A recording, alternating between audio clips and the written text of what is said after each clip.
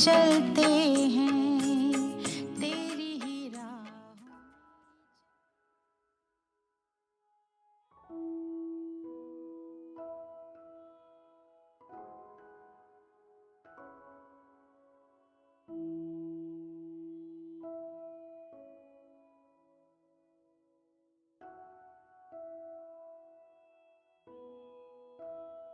अच्छा,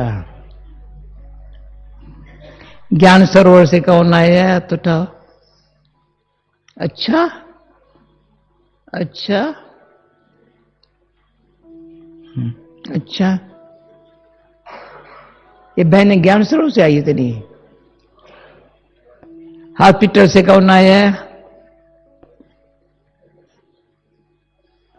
हॉस्पिटल से थोड़ी आया ओम प्रकाश। हॉस्पिटल से कौन आया है? ज्ञान सरोवर से ज्यादा है। ठीक, अच्छा अच्छा अच्छा अच्छा अच्छा। ओम शांति भवन ऐसा है, खींचता है नहीं। हमारे से कोई ओम शांति भवन को कितना साल हो गया? 82 83 से शुरू हुआ है।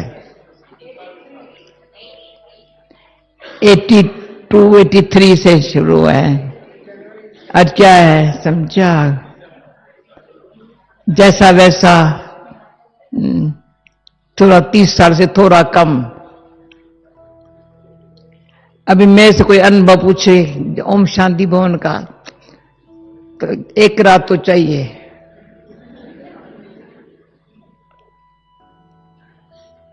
जैसे ओम शांति भवन में अंदर यहां आती हूं ना, बनना कैसे ओम शांति भवन बंदर है।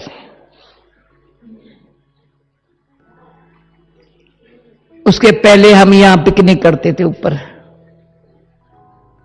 क्या वंडरफुल ड्रामा कि इतनी अच्छी अच्छी बातें हुई है।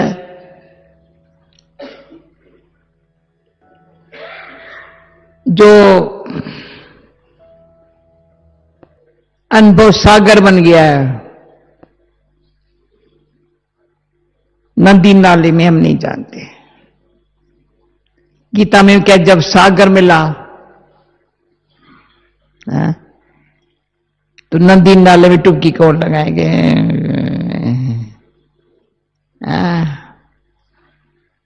तो अनुभव एक मेरी कंप्लेन है बहुत कईयों को, ज्ञानी सुनाएंगी ज्ञानी सुनाएंगी। अच्छा, मैं नहीं, कुछ आता ही नहीं सुनाने के लिए। नहीं सुनो, भले नहीं सुनो, मैं शांति में बैठती हूं। अच्छा है, भले नहीं सुनो, अभी नहीं सुनो, मैं शांति में बैठ जाएगी। अच्छा है, मैं कोशिश करती हूं मैं बोलूं कम, परंतु बहन भाइयों को देख करके रह नहीं सकती हूं बोलने बगैर। जो आज बाबा ने कहा 5 विकार सारे परिवर्तन होकर के, ये तो आज वरदान में पड़ा। पर मैं अपने जीवन में कई बार ये पांचों को ऐसा मेल्ट करके अच्छा अनुभव किया हुआ है। जो काम महान शत्रु वो शुभ कामना के रूप में मित्र बन गया है। क्रोध काय को करे, पर फख्र तो है ना, नशा तो है ना, वो कोई उतार नहीं सकता। जैसे मैं देखती हूं कोई वकील जज फलाने टीरे है, अपना अनुभव बहुत है उनके पास, हम फलाना किया फलाना किया, पर अंदर से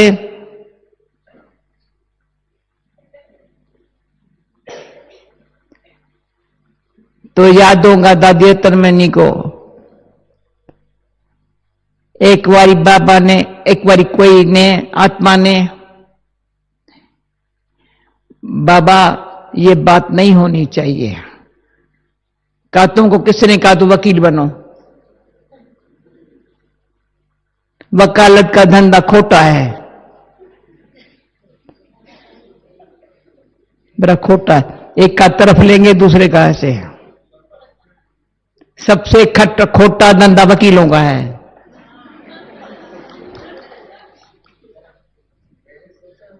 पर आजकल के जज भी ऐसे हैं।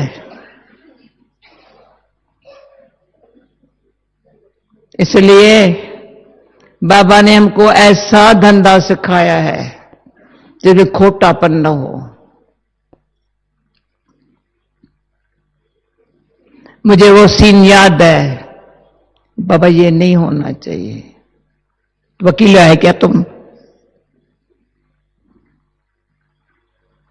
हम जब छोटे थे, लोग के कुछ भी हो जाता था, कोर्ट में नहीं जाएंगे।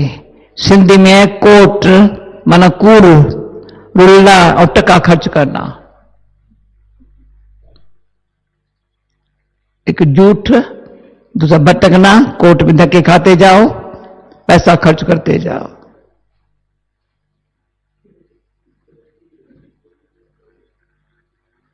इतना अंदर में,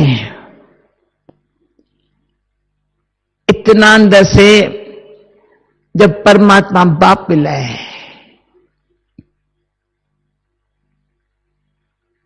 जैसे कल बाबा ने कहा पूज्य से पूज्य बनाता हूं, तो शक्ल तो देखो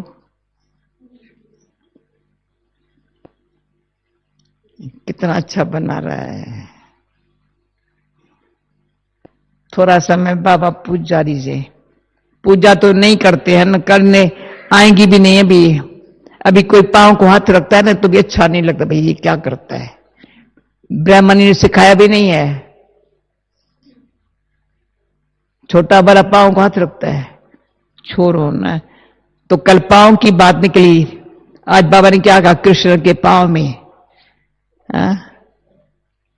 हमारा ये जो शरीर में आत्मा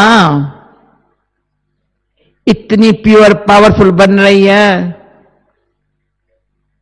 पुरुषोत्तम युग में।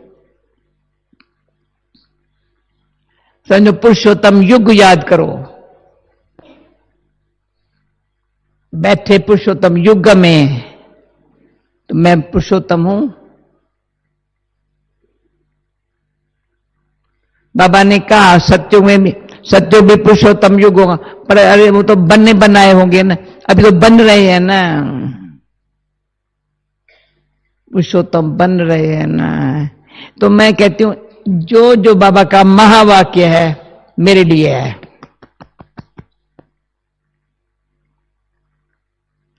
उसको, बाबा के महावाक्यों को अपने दिल मन में न रख करके, बाकी जो भी कोई बात दिल मन में रखते हैं वो अपना दुश्मन आप है, कोई उसका दुश्मन नहीं है, कोई दुश्मन नहीं है।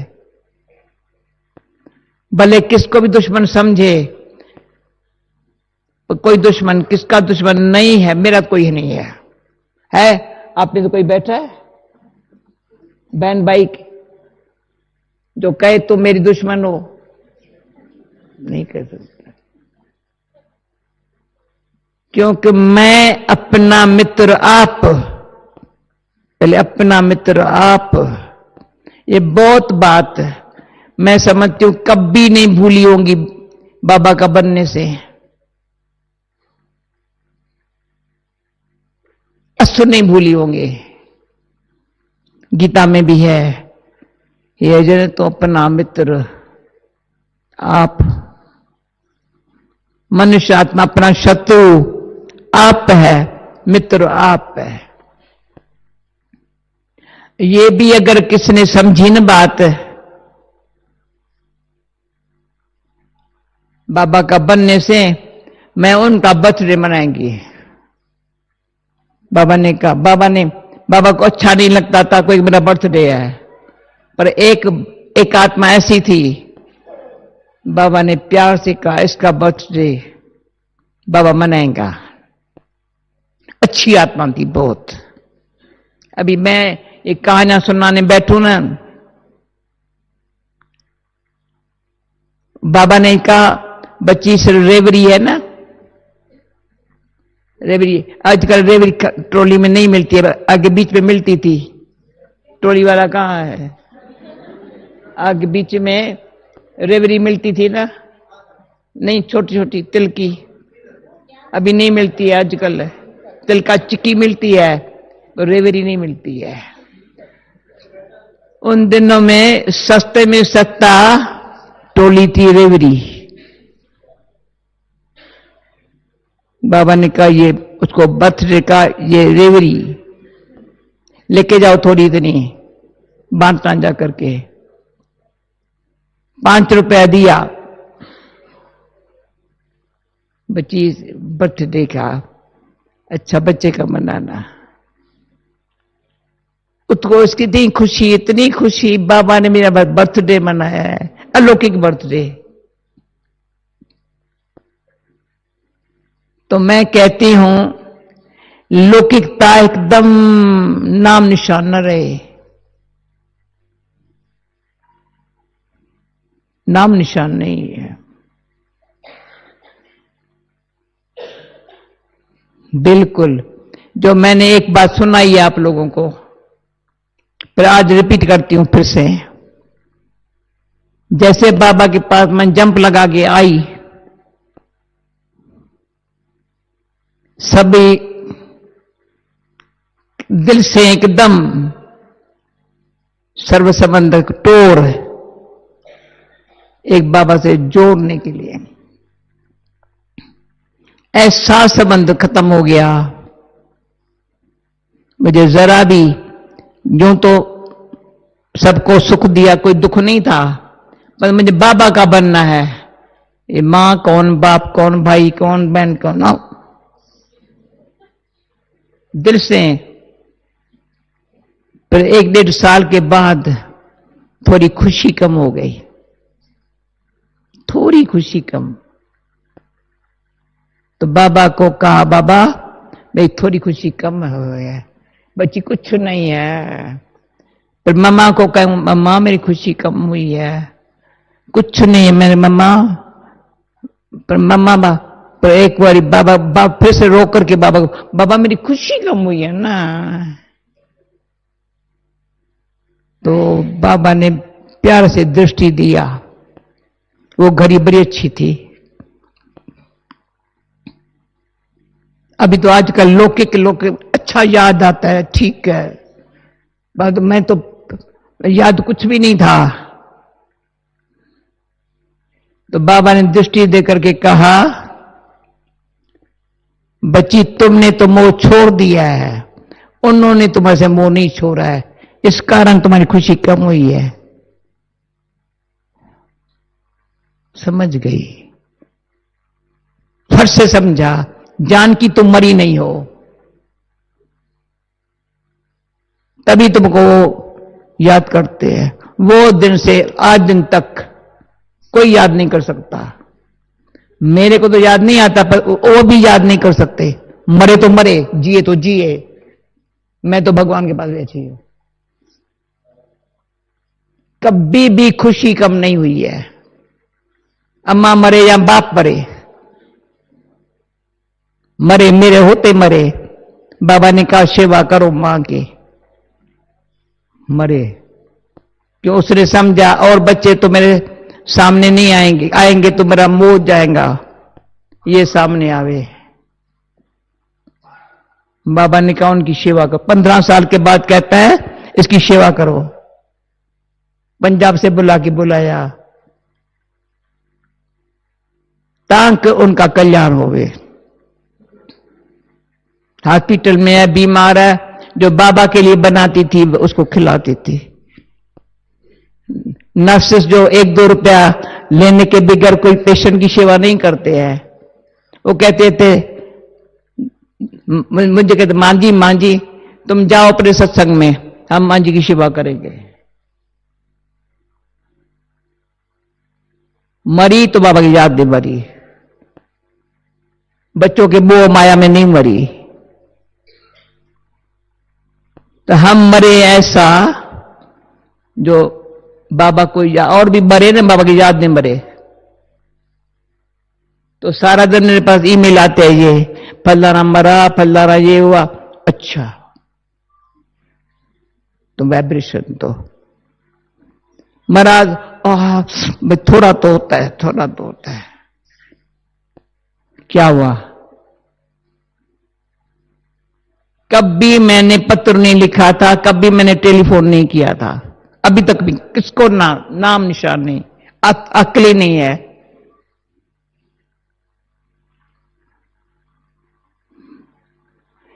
इसमें अपना जो समय है, संकल्प है,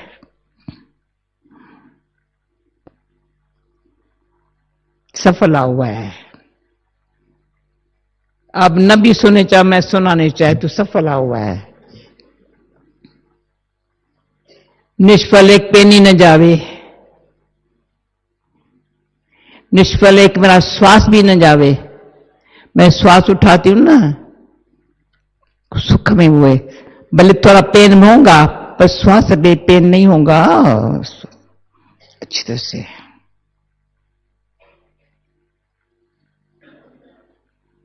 संकल्प में कोई बात नहीं, ये कुछ बात नहीं। धीरे धर मनवा ते सुख के दिन आएंगे, मेरे बाबा का मीठा गीत है। धीरे धर मनवा, अपन को धीरज सिखाना, धीरज सिखाना बड़ा समझदार का काम है। थोड़ा भी अधीरे में आना, व्यर्थ संकल्प चलाना, मुख से बोलना किसका काम है? वो हर एक समझे। वो कोई लाइफ अच्छा जीने के लिए नहीं है। जो बाबा कहता है व्यर्थ एक संकल्प भी कितना नुकसानकार है, इतना ही सब सोचे, कुछ पुरुषार्थ नहीं करो। ये व्यर्थ है, ये समर्थ है। मैं कहती हूं कौन टाइम देता है? बिट्टू जय भाई अभी आती हूं तेरे ऊपर कभी कभी आएगी। ये कभी टाइम है? ये व्यर्थ है, ये समर्थ है। समर संकल्प भ्रांत से समर संकल्प में बाबा स्वयं अंदर ही अंदर काम करता है। व्यर्थ संकल्प में मेरा अंदर से ताकत कम हुई है, बाबा का अनुभव नहीं हो रहा है, कार्य भी सफल नहीं हो रहा है। इसमें इतना ही कॉन्ट्रास्ट, व्यर्थ में कितना नुकसान है, नेगेटिव तो जहर बराबर है। बदला लेना, ये करना, परंतु व्यर्थ और समर्थ का कॉन्ट्रास्ट सिर्फ इतना पर को टाइम दो। मैं हाथ जोड़ के कहती हूं, कल पर किसको कहा, मैं राय नहीं देती हूं, पर हाथ जोड़ के कहती हूं अपन को टाइम दो, शांति से टाइम दो, अपन को बदलने के टाइम दो। दुनिया बदल जाएगी, बाबा बैठा है, बदल रहे हैं, उसका चिंता नहीं करो। मुझे बदलना है, ये धुन लगी रहे, बाबा देखेंगे। बच्चा कम से कम जो आज बाबा ने कहा निश्चय की कमाल है, फिर मैं आएंगी निश्चय से वंडर है, बुद्धि में डाउट उठता ही नहीं है। बाबा का निश्चय अपन को देख करे, मेरे को निश्चय है तो क्या कितना विजय हुई है, हुई परी है। एक बारी मैं हमेशा साकार बाबा से ऐसी बातों में रूबरू करती थी, बाबा निश्चय में विजय है या विजय में हमारा निश्चय है? समझा? बाबा मुझे इतना प्यार इस बातों में करता था। बाबा मैं समझती हूं विजय में निश्चय है ना बाबा। गले लगाया, निश्चय से विजय तो होंगी जरूर, पर विजय हुई पर ही है वो निश्चय है, तभी हम यहां बैठे हो। मेरा बाबा अभी भी मैं रोजाना में भी कहती हूं किसके साथ कभी चेक करती हूं याद मेरी कैसी है।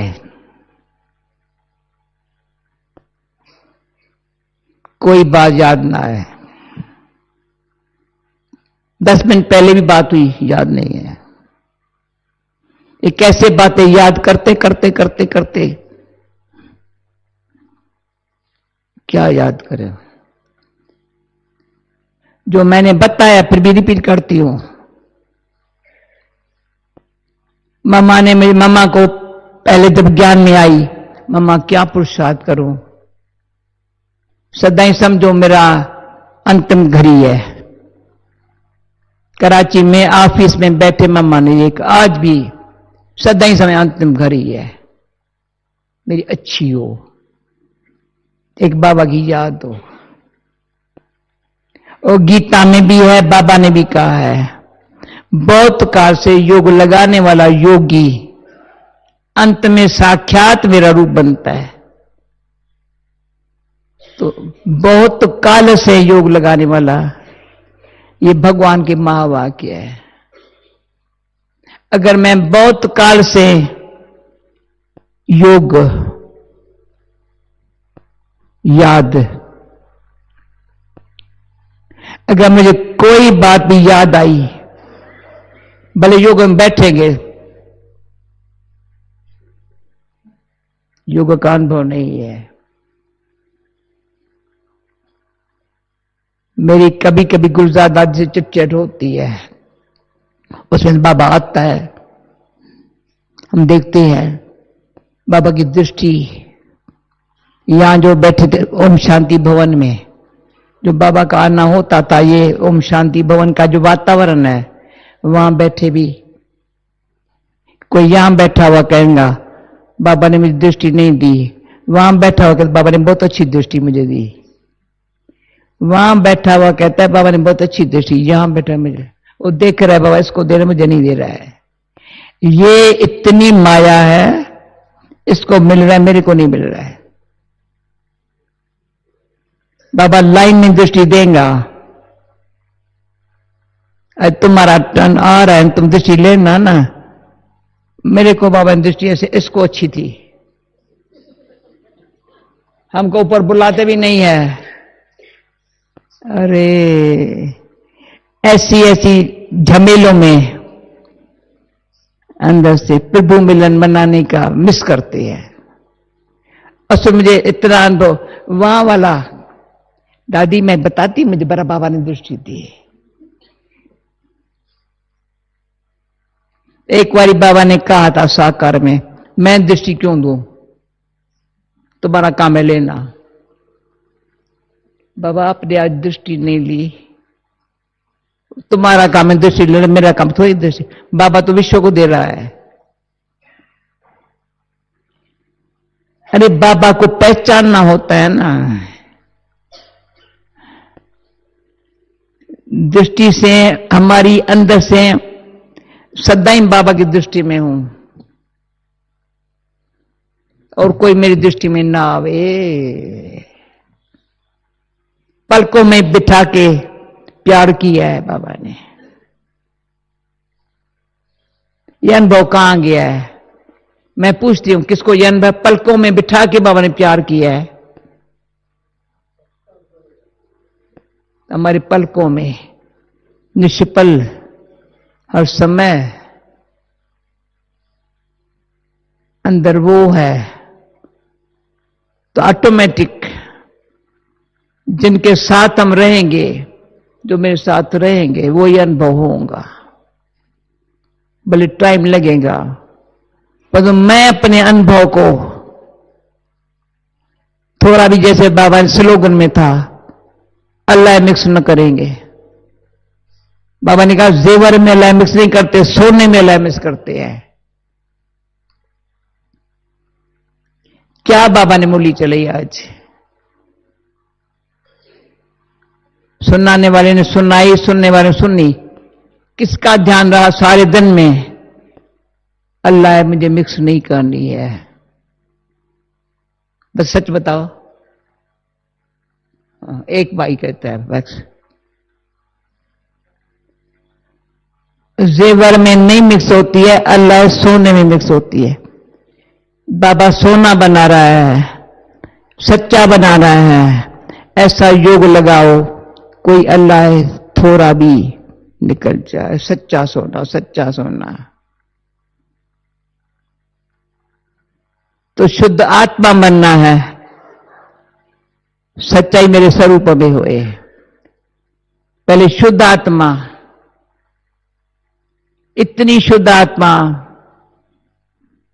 जो एक बारी, पता नहीं मुझे याद नहीं है काम बताया था। अभी तो पानी के लिए बराबर क्या क्या साधन है साफ करने के लिए। हम मधुबन में यहां ही फिटकरी लगाते थे, मटके साफ करके। फिटकरी होता है थोड़ा सा टुकड़ा ही होता है, मट्टी नीचे चली जाती थी, पानी बड़ा अच्छा साफ पीते थे। इतनी छोटी सी फिटकरी में पानी साफ कर देवे। दूसरे सुबह को मटके को साफ कर, अंदर थोड़ी मिट्टी रह गई, साफ किया, फिर पानी भरा। अभी इतना फिटकरी जितना काम भी करो ना सुबह को, इतना शुद्ध पानी इतना बाबा का मिलता है। शुद्ध रखो ना पानी को, जो कोई पिए ना हेल्दी बन जाए ना, तो शुद्ध ये बाबा ने बहुत अच्छा हमको बची में शुद्ध आत्मा पुरुषार्थ कर। शुद्ध आत्मा दिल लगा के पुरुषार्थ करो, बड़ा मजा आएगा। इतनी खुशी होंगी, इतनी खुशी होंगी। मैं शुद्ध आत्मा हूं। फिर मुझे एकदम सच्चिदानंद स्वरूप बनना है। परमात्मा के लिए कहते हैं सच्चिदानंद स्वरूप। मैं आत्मा भी सत्य चैतन्यता में, सत्यता आनंद स्वरूप। मुझे ये वो जैसे लगन से पुरुषार्थ करते हैं, अल्लाह कुछ भी न हो, सच्चा सोना। मैंने आपको बताया है, तो मैंने इस सारे विश्व भर में कहीं भी जाएंगी, असुर कितना भी कहेंगे यहां तो मैं नहीं जाएंगी। परंतु जब साउथ अफ्रीका गई, जांसबर्ग में, तो सुना था वहां सच्चा सोना निकला, सोना निकलता है। तो मैंने कहा मुझे दिखाओ।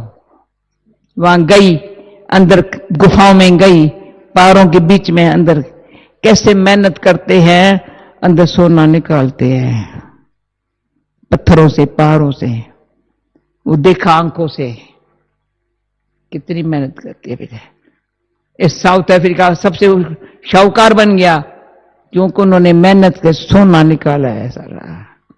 फिर सोना कैसे है तो पत्थर ही, अंदर निकाल निकाल करके इतनी सच्ची सच्ची सोने की इतना टुकड़ा मिल जाता था।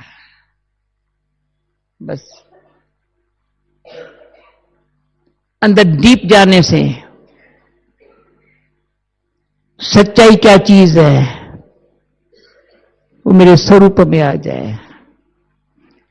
है ये टाइम है पुरुषार्थ करने का, लगन है।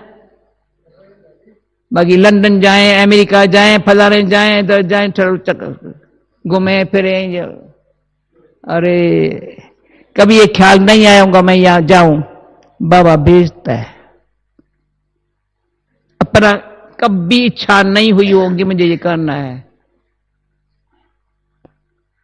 क्योंकि ये संगम का समय है। बाबा मेरे सामने है। कृष्ण का चित्र जब बाबा बॉम्बे में बना रहा था, हम बॉम्बे में थी, इतनी बाबा ने मेहनत की, हाथों में स्वर्ग हो। अभी यहां देखो पांडवों ने सामने ये कृष्ण का युद्ध, जो बाबा ने हम सेवाओं के लिए प्रैक्टिकल किया कराया है, हमको वो करने का है। मुरली हाथ में हो, ये टांग इधर हो, ये कृष्ण स्वर्ग इस हाथ में हो, इस पर रोज मुरली चलाता था। फिर ऊपर लिखा हुआ वो आ रहा हूं, कृष्ण के मैं अभी आ रहा हूं। तो जो बाबा के बोल सेवा के लिए भी है, उसको ही दिल में धारण करके लक्ष्मी नारायण का चित्र बन रहा था। तो मम्मा को बाबा ने ड्यूटी दी, मम्मा बॉम्बे में थी, फिर मम्मा पुणे में भी थी। मम्मा को कहा, मम्मा बाबा कहते हैं मम्मा देखे, तो मम्मा अच्छी तरह से देख रही थी। तो हमारे साथ बिरचंदा बहन थी, तो मम्मा आपको क्या भान आता है? लक्ष्मी नारायण का चित्र बन रहा, बाबा का बहुत उस टाइम में मुरली चल रही थी।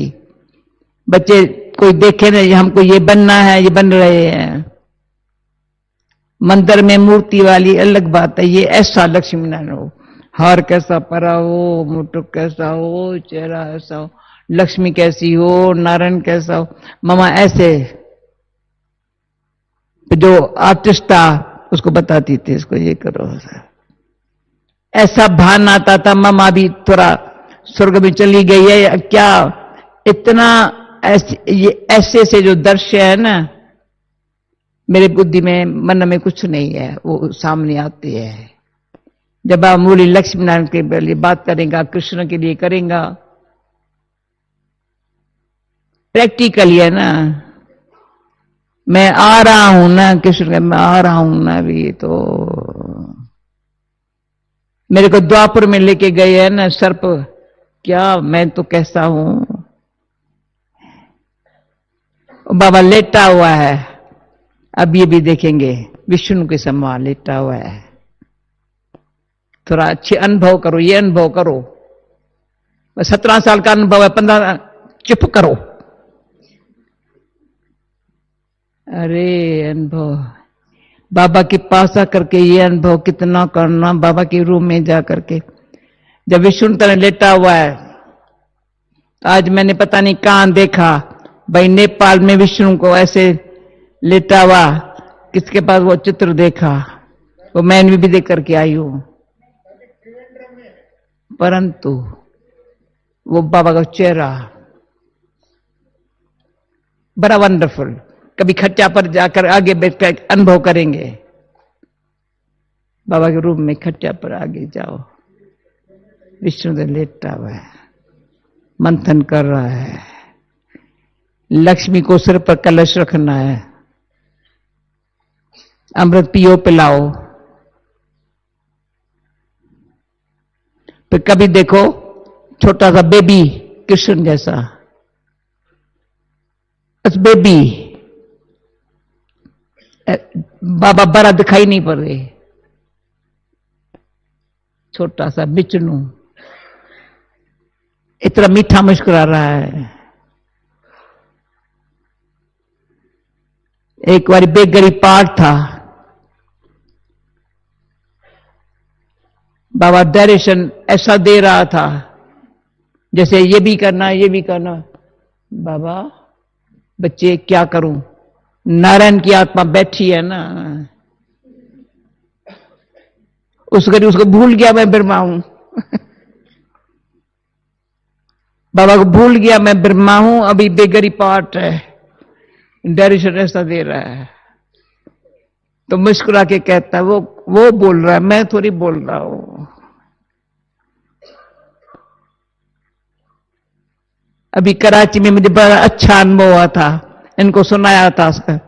बाबा सीढ़ी से उतर रहा है, हम देख रहे हैं कैसे उतर रहा है एकदम नारायण के रूप में।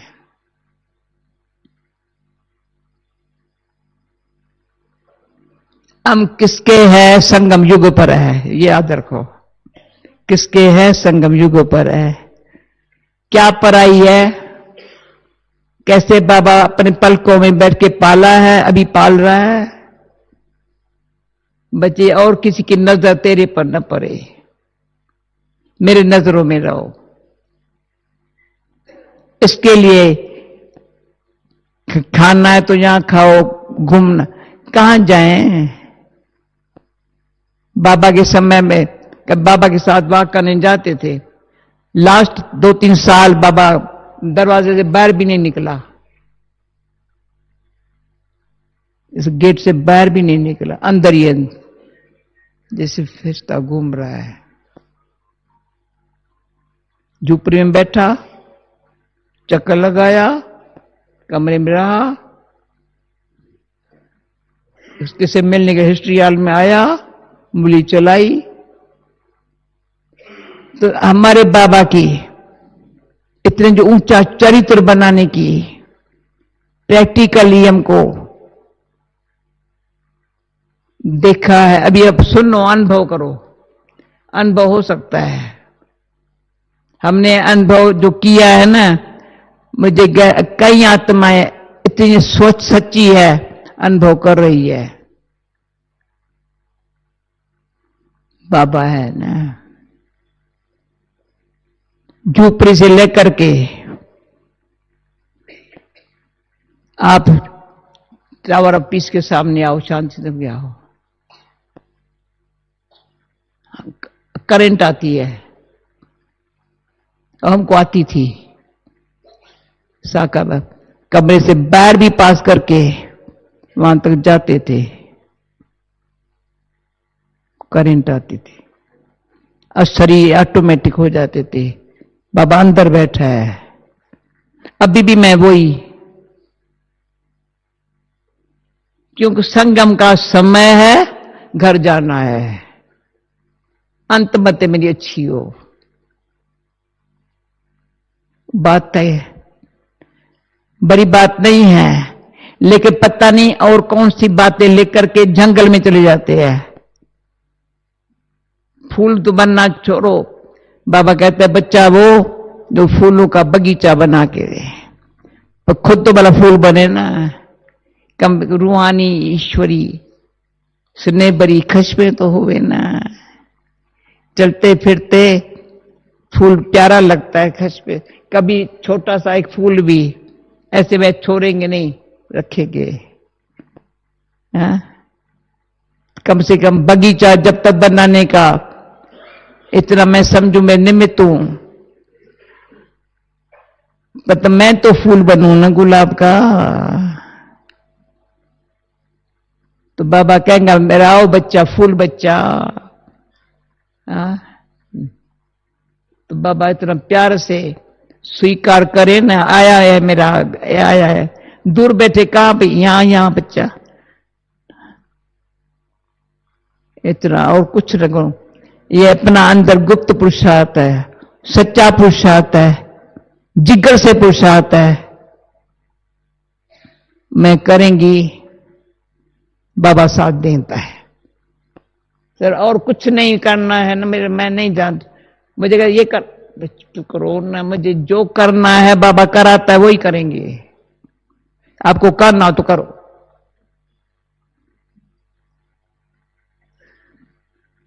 बड़े खुशी से हम सब मिलकर के एक दो को साथ देंगे, पर खुश रहने में साथ देंगे बस।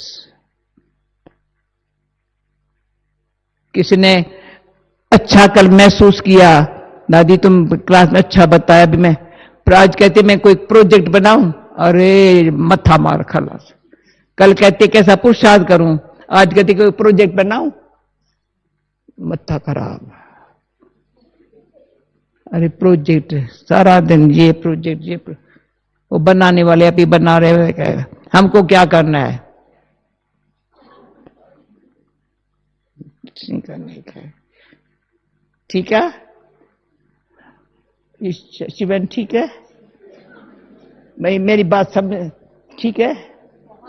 हाँ, बहुत अच्छा समझा। दादी जी ने जो कोई बताया। प्यार से स्वीकार, ताली नहीं बजाओ पर प्यार से स्वीकार करो। मुझे आता है कल क्या होगा, पता नहीं, आग लग जाएंगी सारे विश्व को, कुछ भी हो जाएगा, चोर लूट जाएंगे और हम बाबा के बच्चे बाबा के गले का हार बन के बैठ जाएंगे। हम कहाँ होंगे दुनिया में, ये होगा, हम कहाँ होंगे, बाबा के गले के हार होंगे, नैनो पर बैठ के चले जाएंगे। अभी ये प्लान नहीं है, दिल की अच्छी भावना है। समझा? समझा? बिना समझा नहीं अच्छा लगता है। तुम यहां सामने में इस बैठो, यहां इसको बोलो योग कराए। अकाउंट से ये अकाउंट बड़ा अच्छा है ना बहन। हर एक ऐसा प्रभु का प्यारा,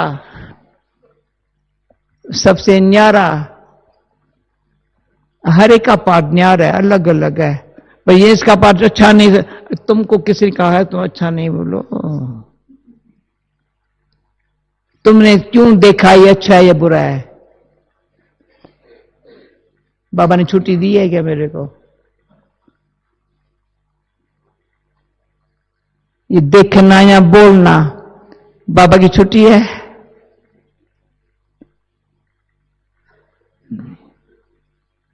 बाबा कहता है अपन को देख,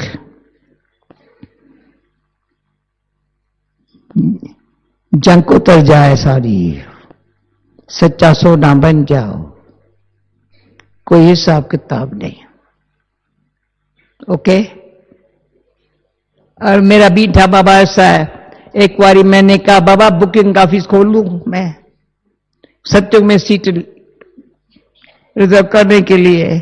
बाबा को हंसी में करती थी, कहा भले खोलो। पर बाबा ने कहा कौन आया तेरे पास?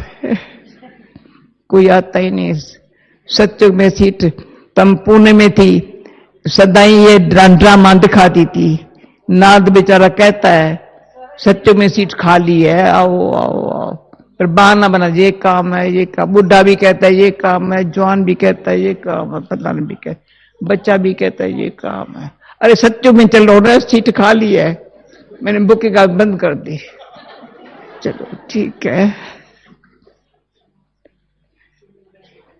क्या करे।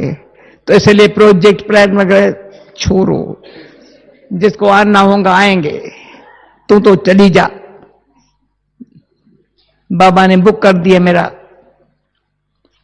कहते कुछ नहीं कि तुम्हारा सब वहां आप ही मिलेगा, महल भी बनवाने का ख्याल नहीं करने का है, सिर्फ श्री कृष्ण के साथ। तो मैंने कह दिया है बाबा को, मैं श्री कृष्ण से थोड़ा पहले आएंगी, बहुत पहले नहीं आएंगी, पीछे भी नहीं आएंगी, कैसे ऊपर से आता है वो देखना चाहती हूँ। मेरा अंदर से ये प्लान है। तो ये मेरे साथी ऐसे प्लान बनाने वाले ऐसे कोई होवे, ऐसे नहीं नाद के मिसल डंडोरा पिटवाए खुद शिकल ऐसी ना हो। ये भी ढंडोरा पिटवाना सहज है, पर शिकल देखेंगे तो बाबा हमेश कहता है मुरली में, शिकल देखो पनी, औरों को बताते हो पर शिकल देखो अपनी। ऐसे है हम बन रहे, हाँ विश्वास करेंगे, हाँ बरोबर है। ओके, अच्छा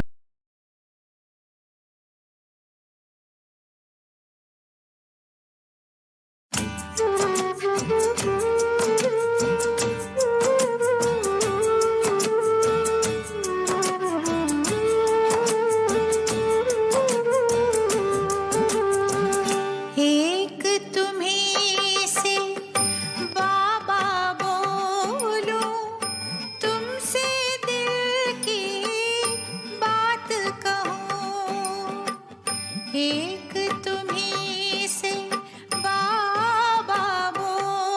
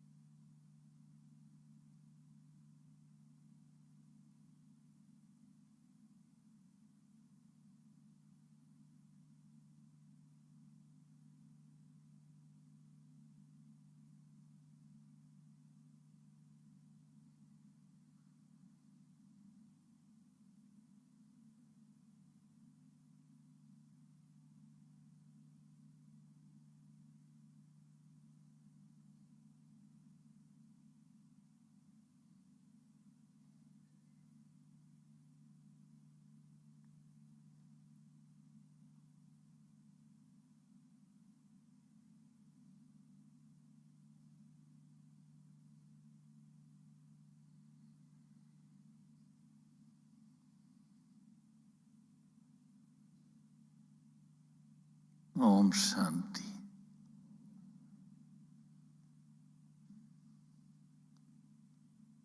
अव्यक्त बाप दादा के सभी नूरे रत्नों, विशेष रूप से महाराष्ट्र और तेलंगाना, दूसरा कौन सा है, आंध्र प्रदेश, और साथ में केरला और भी आसपास से भाई बहनें जो आए हैं, आप सबका बहुत बहुत दिल से स्वागत है।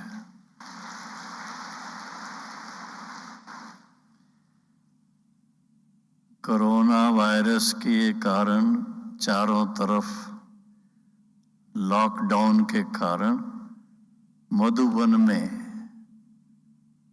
ऐसे लगता था कि विनाश हो गया है। समझे ना आप, आना जाना ही बंद हो गया।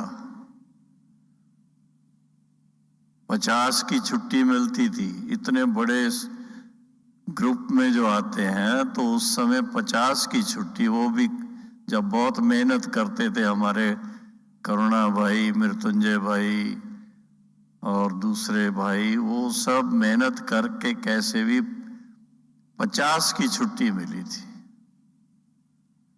और आज महाराष्ट्र जोन की बात आई, महाराष्ट्र और फिर भूल गया मैं, नहीं साथ में जो मुंबई खास, बॉम्बे तो है ही महाराष्ट्र में ना, आंध्रा आंध्रा और तेलंगाना। पहले क्या था, सिर्फ आंध्रा कहते थे ना, इजी था। अभी आंध्रा और तेलंगाना 2 हो गए। एरिया तो उतना ही है, सेंटर्स भी सभी वही है। तो आप सब पधारे हैं तो देखो, अधिक संख्या की भी छुट्टी मिली है। और विशेष रूप से आप सबके आने से और आपसे मिलने से, आपकी बातें सुनने से एक बात बड़ी स्पष्ट समझ में आती है कि एक बार जिसने बाबा का अनुभव कर लिया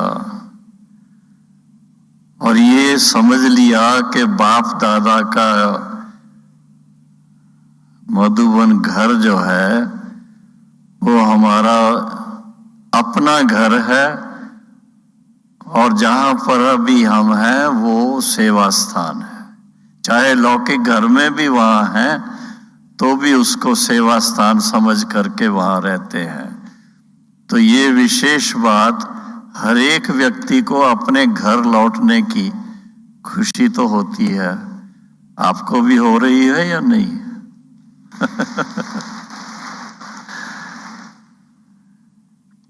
आज की जो ये क्लास है, मैं थोड़ा देर इसलिए कर दी कि कभी कभी अचानक से कुछ समझ में नहीं आता। अचानक से एप्पल खाया और एप्पल खाने के बाद इधर अटक हो गई। हो सकता है ऐसे कभी। आजकल की जो दुनिया में क्वालिटी है चीजों की, उसमें थोड़ा अंतर आ चुका हुआ है। खैर, वो तो थोड़ा टाइम का खेल पूरा हो गया। और फिर उसी टाइम मैंने करुणा भाई को फोन किया कि आप चल करके अपना अनुभव सुनाओ, फिर मैं आ जाता हूं। तो इसलिए थोड़ा लेट हो गया, इसलिए मैं आप सबसे क्षमा चाहता हूं। आज का जो विषय मुझे दिया गया है अनुभव की अथॉरिटी। तो मैं सोच रहा था कि हमारे सभी भाई बहनें तो अनुभव से, जब अनुभव किया है कि हम सचमुच आत्मा होकर के कैसे रहते हैं, परमात्मा पिता को जानने के बाद, उनको मिलने के बाद, उनके महावाक्य सुनने के बाद, तब निश्चय हुआ कि हम सचमुच इस समय उनसे सन्मुख मिलते हैं, चाहे अव्यक्त रूप से दादी गुलजार जी के द्वारा मिलते, और चाहे तो योग युक्त होकर के अमृत वेले विशेष रूप से बाबा से मिलते हैं। अन्य समय भी, हाँ, शाम का भी समय होता है, उस समय भी खास टाइम होता मिलन मनाने का। तो ये एक आज दिन तक हमने तो, करुणा भाई ने कहा उनको 60 वर्ष हुए, मेरे को कितने हुए होंगे, इनसे थोड़ा पहले आया मैं, 62 हो गए। जो मैं डेट अगर काउंट करूं तो 62, 62 साल हो गए। और 62 साल में बाबा के अनुभव की बातें मेरे सामने आती हैं। आप देखिए, साकार बाबा ने छोटेपन से लेकर के, उनकी जब आप जीवनी पढ़ते हैं, जीवन कहानी पढ़ी है आप लोगों ने, हाँ, जीवन को पलटाने वाली अद्भुत जीवन कहानी। तो एक प्रकार से ये कहें कि बाबा की 93 इयर्स की यात्रा, जब से उन्होंने शरीर धारण किया तब से लेकर के अगर गिनती करें तो लौकिक रीत में भी बहुत अच्छे घर में, आप सब जानते हैं, सिंधी परिवारों में कृपलानी फैमिली मशहूर है, बॉम्बे वाले ज्यादा अच्छी तरह जानते हैं। जसलोक हॉस्पिटल वगैरह बनाया वो उसी फैमिली के लोगों की देन है। लेकिन देखा गया है कि साकार बाबा का पार्ट कुछ अपने प्रकार का था। एक तो पहले उन्होंने जो बिजनेस अपना शुरू किया, आप सबको तो ज्ञान है ही कि छोटेपन से ही गेहूं इधर उधर से ला करके बेचने का, फिर उसके बाद बॉम्बे में जा करके, और फिर हीरे जवाहरात का जो कारोबार है उसको समझने की कोशिश की, और उनकी ईमानदारी के कारण जो भी जिस सेठ के पास सर्विस करते थे उसको बड़ा विश्वास था। सब उनकी जो शोरूम कहो, पेडी कहो, वहां की सब चाबियां बाबा को दे दी। 2-3 साल बाबा ने उसका अनुभव किया, लेकिन एक आत्मा में संस्कार जो था वो कहीं नौकरी करने वाला नहीं था।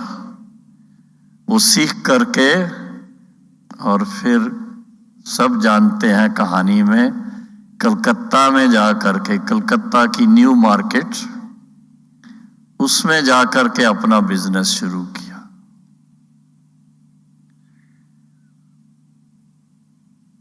तो इस हिसाब से बिजनेस के अंदर उन्होंने जिस तरह से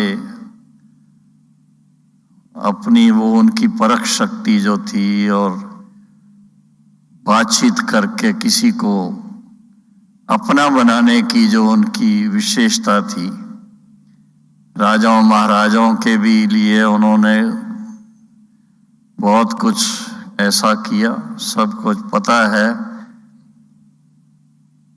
महारानी क्वीन एलिजाबेथ फर्स्ट जब भारत में आई थी, कलकत्ता में आई थी, तो उसको बाबा ने डायमंड नेकलेस वो बना करके दिया था। और आज भी अगर आपको वो देखना हो डायमंड नेकलेस, तो लंदन में टावर ऑफ लंदन कहते हैं उसको, वहां पर वो नेकलेस है। वो दिखाते हैं डायमंड्स, देश विदेश के कई जगह के उनके वहां, तो सारा ऐसे बेल्ट घूमती है, उस पर रखे होते हैं। तो ऐसे बाबा के जो कारोबार के जो थे संस्कार, एक प्रकार से लौकिक दुनिया में सबसे ऊंचा कार्य तो यही हीरे जवाहरात का, और वो भी फिर राजाओं महाराजाओं के साथ ऐसा संबंध, वो आप कहानी में पढ़ते हैं। जो राजाएं महाराजाएं बाबा को कहें, लखीराज हम तो नाम के राजा हैं, सच्चे तो आप राजा हैं।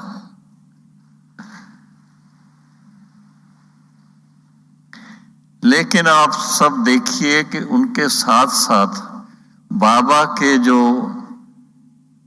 आध्यात्मिक संस्कार थे वो भी अपना पार्ट बजा रहे थे। आप पढ़ते हैं बाबा बिजनेस में होते हुए भी कभी भी किसी दिन भी पहले पहले गीता पाठ किया करना और उसके बाद कारोबार करना। कहीं ट्रैवलिंग भी कर रहे हैं तो अपने साथ में गीता माता कहें, गीता शास्त्र कहें, उनका साथ लेकर के चलते थे, पहले पाठ करने का, फिर आगे और बातें करने की। और इसके साथ साथ अपनी आध्यात्मिक उन्नति के लिए आप सबको पता है बाबा ने गुरुओं की बहुत सेवा की। वो बाबा खुद जब अपना सुनाते थे साकार बाबा, तो सुनने में बड़ा मजा आता था। एक एक गुरु की सेवा की उन्होंने, ऐसे करते करते। और गुरुओं की सेवा का मतलब तो आप समझ सकते हैं, जिस गुरु को जिस चीज की जरूरत हो। अच्छा, जरूरी नहीं है कि वो गुरु कोई सन्यासी होंगे, गृहस्थ में भी रहने वाले गुरु होते थे। उनके बच्चों की शादियां भी कराई हैं, वो भी सब बाबा ने पार्ट बजाया। लेकिन उनकी खोज जो थी, सच्चाई की खोज कहो, परमात्मा को प्राप्त करने की खोज कहो, वो खत्म नहीं होती थी। इसलिए एक गुरु की सेवा की, फिर दूसरे की, फिर तीसरे की।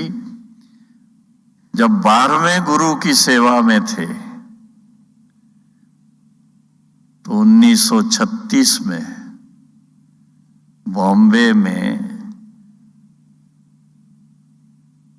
चौपाटी के पास कौन सा मंदिर है, हैं? बाबुलनाथ। एक्चुअली उसका नाम तो है बाबुलनाथ, बाबा बबुलनाथ कह देते थे। बाबुलनाथ मंदिर में उनके 12वें गुरु लालजी महाराज का उस समय, जैसे वो कैंप होता है ना, तो सब तरफ से भगत आकर के वहां रहते हैं।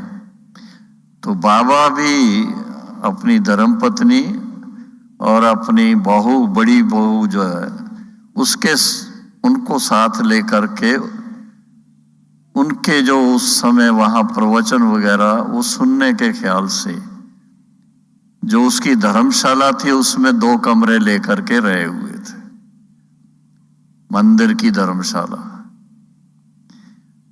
और लालजी महाराज का प्रवचन सुनते थे और फिर सुनते सुनते एक दिन बीच में से उठ करके अपने निवास पर चले गए और वहां पर बाबा को दिव्य साक्षात्कार हुए, जो बाबा के अपने शब्दों में हमें सुनाते कि वो लाइट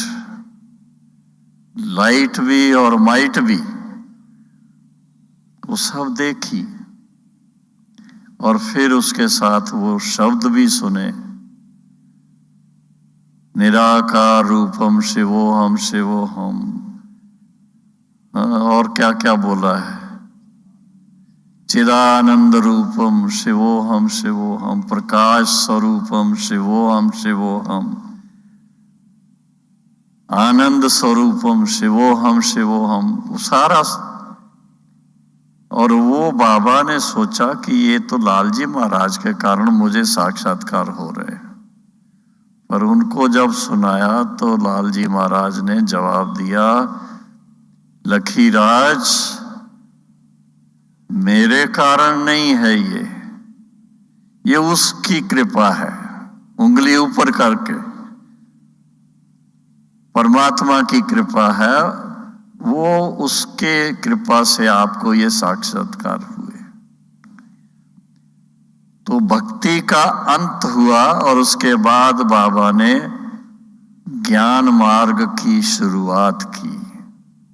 फिर आप जानते हैं, कहानी पढ़ी होगी, बनारस में जाकर के काफी समय वहां रहे और फिर बनारस में अच्छी तरह से और नए नए साक्षात्कार किए।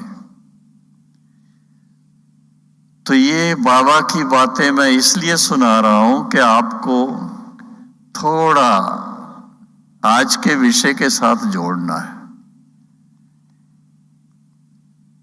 कि ये प्रैक्टिकल बाबा के अनुभव के आधार से, कि लौकिक में बिजनेस का भी अनुभव, राजाओं महाराजाओं के साथ का भी अनुभव, परिवार के अंदर भी सबको इतना खुश रखने का वो भी अनुभव, और फिर उसके साथ में संतों की सेवा करने का भी अनुभव। लेकिन अंदर में आत्मा को एक लगन थी उस पिता परमात्मा को पाने की, शिव बाबा को प्राप्त करने की। और वो उनकी इच्छा जब साक्षात्कार पहला उनको हुआ और उसके बाद और ज्यादा साक्षात्कार हुए, जिसके लिए वो खास बनारस में रहे थे, और फिर हैदराबाद सिंध में अपने मकान पर जाकर के सत्संग शुरू किया, ओम का उच्चारण करना, और ओम के उच्चारण के कारण जो लोग वहां आते थे कईयों को साक्षात्कार होता था, बाबा को श्री कृष्ण के रूप में देखते थे। तो नाम क्या पड़ गया, ओम मंडली, जितने लोग वहां आते थे।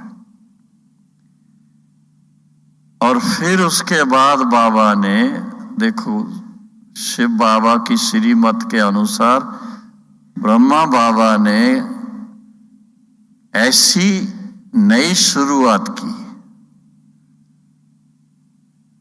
कभी दुनिया में तब तक कोई माताएं बहनें किसी धार्मिक संस्था की हेड नहीं बनती थी। या तो सन्यासी बनेंगे या गृहस्थी भी होंगे, तो वो भी भाई होंगे,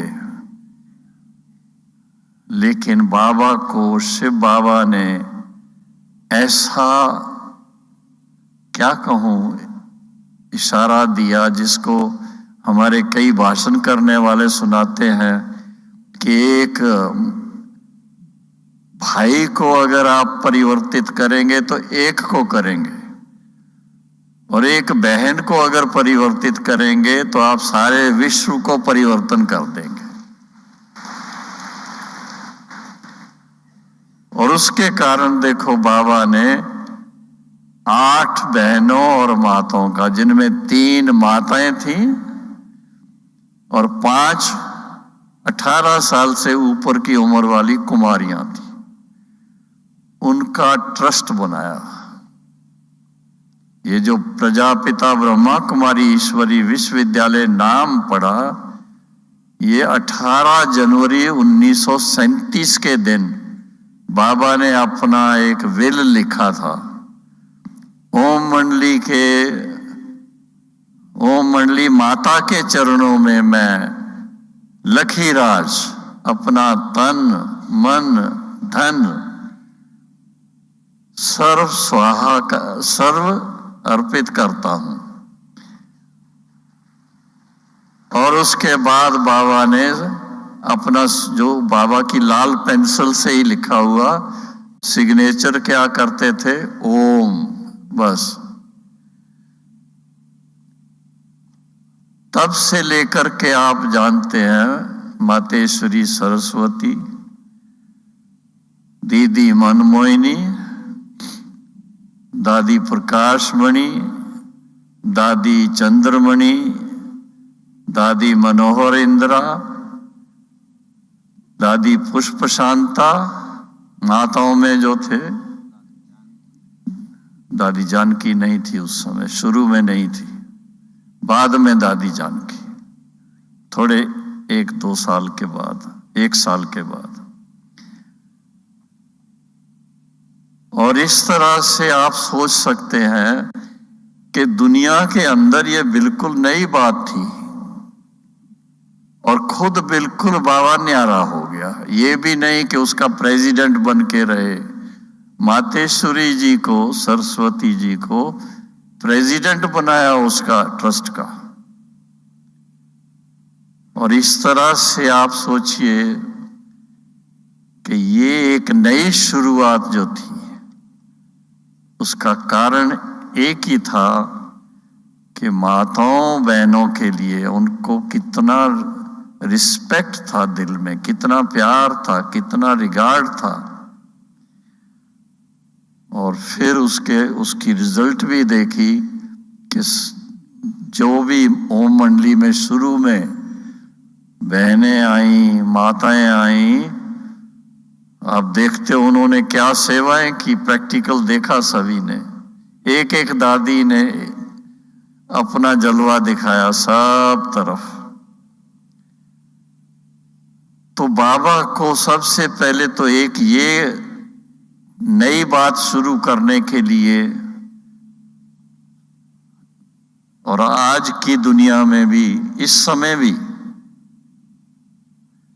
सारी दुनिया में अब भारत में हमारे सेंटर्स कितने हैं?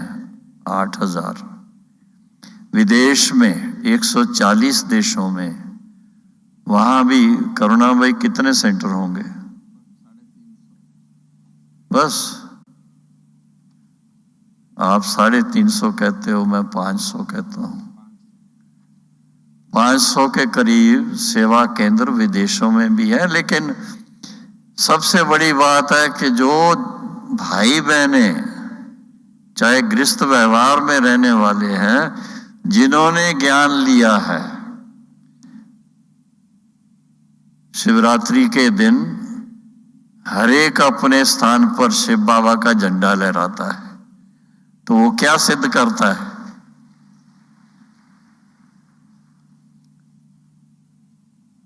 तो कम से कम भी इस समय 20-25 लाख भाई बहने हैं जो ईश्वरी सेवा में अपना योगदान दे रहे हैं, चाहे तन से, चाहे मन से, चाहे धन से, चाहे संबंध से। कर रहे हैं ना? आप सब भी तो कर रहे हैं कि नहीं? अपने लिए ताली बजा लो ना।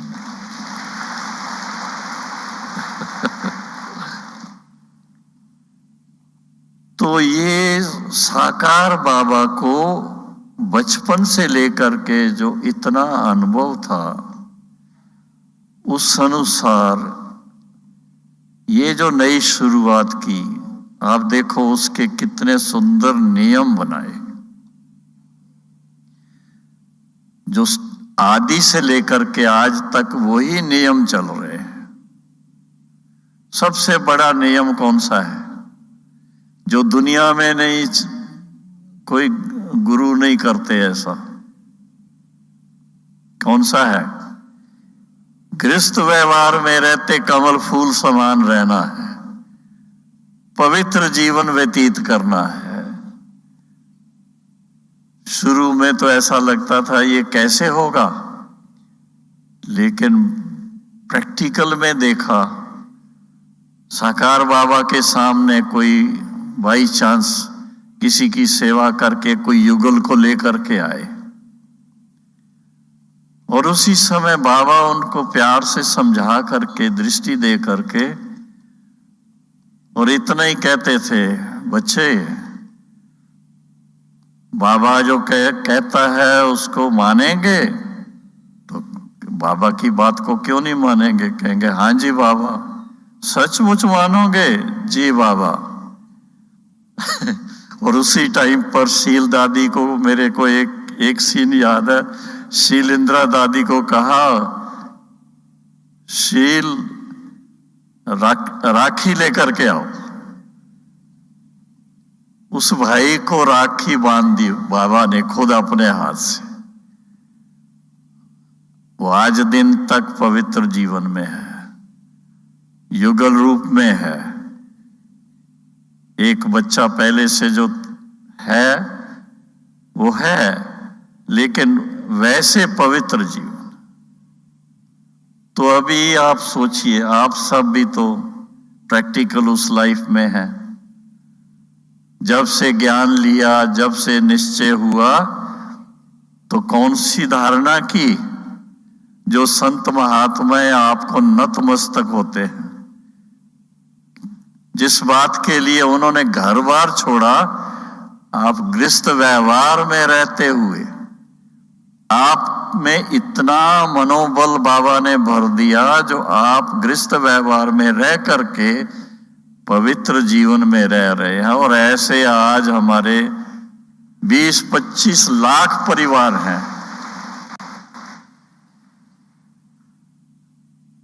तो ये एक विशेष बात अपने इस ईश्वरीय विश्वविद्यालय की। दूसरा है, कई बार दूसरी ये संस्थाएं हैं, साल में एक दिन वेजिटेरियन बनने की बात करते हैं, एक दिन के लिए, और बड़ी एडवर्टाइजमेंट उसकी करते हैं, बड़े बड़े इश्तहार छापते हैं अखबारों में। और बाबा ने 25 लाख भाई बहनों को स्ट्रिक्ट वेजिटेरियन बना दिया। इतने तक के लहसुन प्याज भी नहीं वो भी नहीं खाना है। लेकिन बड़ा साइंटिफिकली उसके गहराई में जाएं, जो कहावत है, जैसा अन्न वैसा मन, ऐसी बातें, ऐसी चीजें जो मनुष्य को उत्तेजित करती हैं, वो लहसुन प्याज बंद करा दिया। उसके लिए कई लोग बहुत अपनी अपनी राय देते हैं, लेकिन प्रैक्टिकल में देखा कि अगर आप लहसुन प्याज नहीं खाते हैं तो आपको मन में बहुत शांति रहेगी, नहीं तो उथल पथल होती रहेगी। तो बाबा ने इतने भाई बहनों को तैयार किया।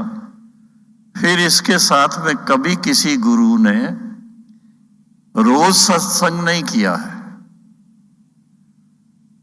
गुरुद्वारे में भी जाते हैं तो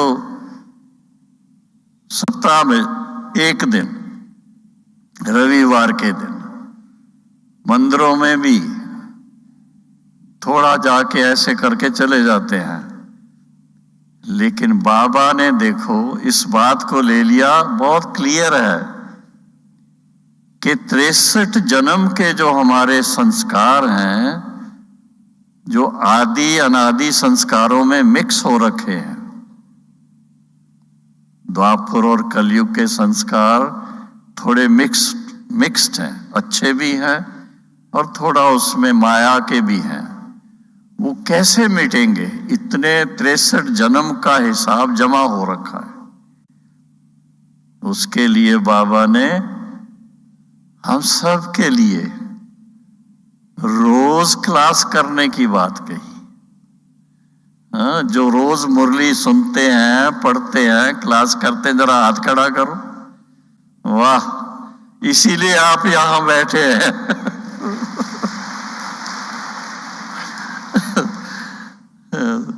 सिलेक्ट होकर के आए हुए सभी। तो ये सबसे बड़ी बात है कि आत्मा को जो इतने जन्मों का हिसाब किताब खत्म करना है, उसको फिर से रिफाइन करके सतो प्रधान बनाना है। उसके लिए लगातार रोज सवेरे सवेरे अमृत वेले बाबा के साथ मन लगाना है। तो बाप समान बनने के खास पुरुषार्थ को सामने रख करके कि आत्मा ऐसी पावन बन जाए जो शिव बाबा के समान बन जाए। जैसे ब्रह्मा बाबा ने अपने पुरुषार्थ में इस बात को धीरे धीरे रियलाइज किया। एक मुरली है 15 जून सन 1968 की। अगर आप वो उसकी रात्रि क्लास पढ़ेंगे तो उसमें बाबा ने अपना अनुभव सुनाया हुआ है कि बस अब मैं बाप समान बन गया हूं। दोनों जैसे एक सिक्के के एक साइड दूसरा साइड ऐसे हो गए। आप पढ़ना उसको तो मालूम पड़ जाएगा आपको। तो हम बच्चों को भी बाप समान बनने का लक्ष्य चाहिए और उसके लिए आप सबको बाबा ने देखो कितना अच्छा साधन दिया हुआ है। और आजकल तो क्या क्या करुणा भाई मेरे को सुनाते हैं, अभी ये टेक्नोलॉजी में ये आ गया, ये आ गया, ये आ गया। कहीं पर भी हैं मुरली मिलेगी, कहीं पर भी हैं मधुबन के सारे समाचार मिलेंगे, कहीं पर भी है कोई कल्चरल प्रोग्राम हो रहा है, उसका सारा सीन देखने को मिलेगा। तो ये सब बातें जब देखते हैं तो क्या कहते हैं हम, क्या कहा जाए, प्रैक्टिकल सब भाई बहनों को अनुभवी बनाने के लिए। जिसको अनुभव होता है ना, उसको कोई हिला नहीं सकता है। तो अभी उस अनुभव में चलो, अपने संपूर्ण रूप की स्मृति में आ जाओ। शिव पिता को अब याद करो, मुक्ति धाम तुम्हें जाना है। अपने कर्मों के बरकार ही सतयुग में तुमको।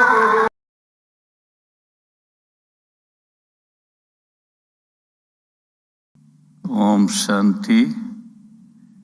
एक बात आपसे पूछ रहा हूं,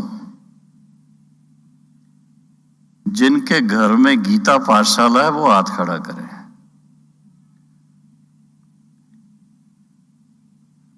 भाइयों का हाथ देख रहा हूं मैं, बहनें थोड़ी कम।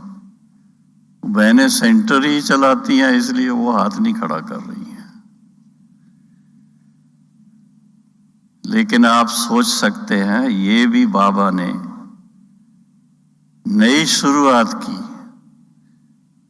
कि आपके लौकिक स्थान पर भी आप बाबा के शब्दों में कहे तो यूनिवर्सिटी खोल दी जैसे।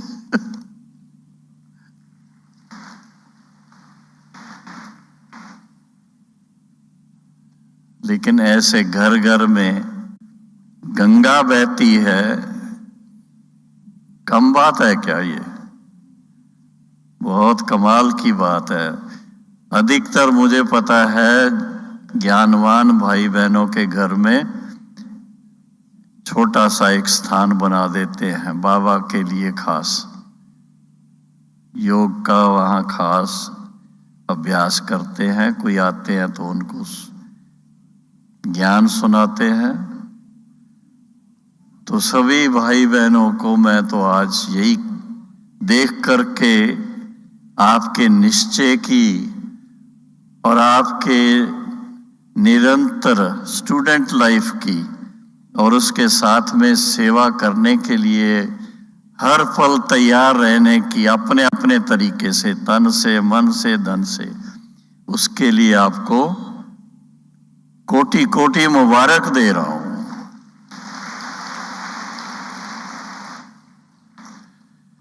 आप सब अनुभव की अथॉरिटी स्वयं बन गए हैं।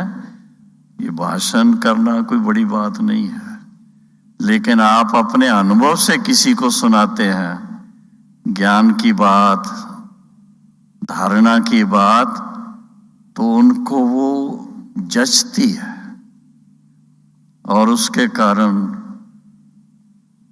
आप कभी सोचेंगे हम तो गृहस्थ व्यवहार में रहते हैं, लेकिन नहीं, आपको बाबा ने बहुत बड़ा कार्य दिया हुआ है सेवा का, और बहुत अच्छी तरह से आप सब कर रहे हैं और करते रहना है जब तक। अभी कितने दिन बाकी हैं सत्युग आने में? थोड़े से दिन बाकी है भाई। ओम मंडली को कितना टाइम हो गया? 1936 से लेकर 100 साल के लिए बाबा कहते थे ये 100 साल का पुरुषोत्तम संगम युग है। तो 100 साल पूरा होने में तो बहुत थोड़ा रह गया टाइम। इतने थोड़े टाइम में सारे विश्व की आत्माओं तक संदेश पहुंच जाए, उसके लिए तो आजकल बहुत साधन है ना। भ्राता जी आ गए, अब वो आपको रिफ्रेश करेंगे। ब्रिजमोहन भाई का स्वागत करते हैं।